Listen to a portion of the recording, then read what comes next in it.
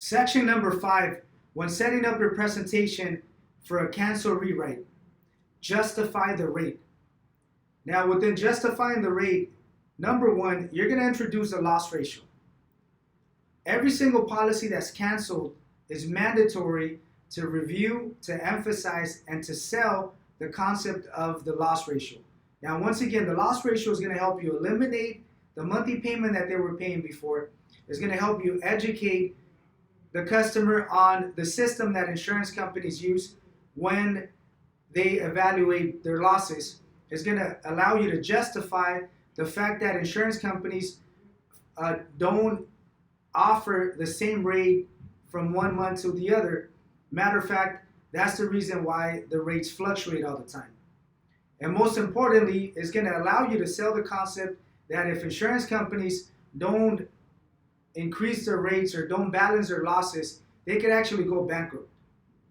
Number 2, you're going to requote the situation with their previous company, and you're going to emphasize on the fact that if they wanted to return with their company, with the previous company, or if we were to rerun the information and process an application with the company they had before, the payments will be a lot higher.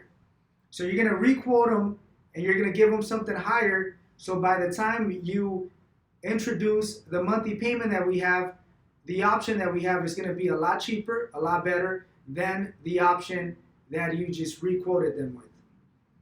Number 3, you're going to introduce the concept of keeping the policy active to eliminate being in the situation.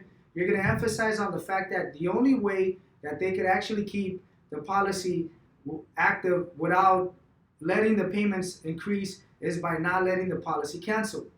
If the policy cancels, then they're going to be in the same position where there's a possibility that they're going to have to restart a new policy, or they're going to have to pay more than what they were paying before.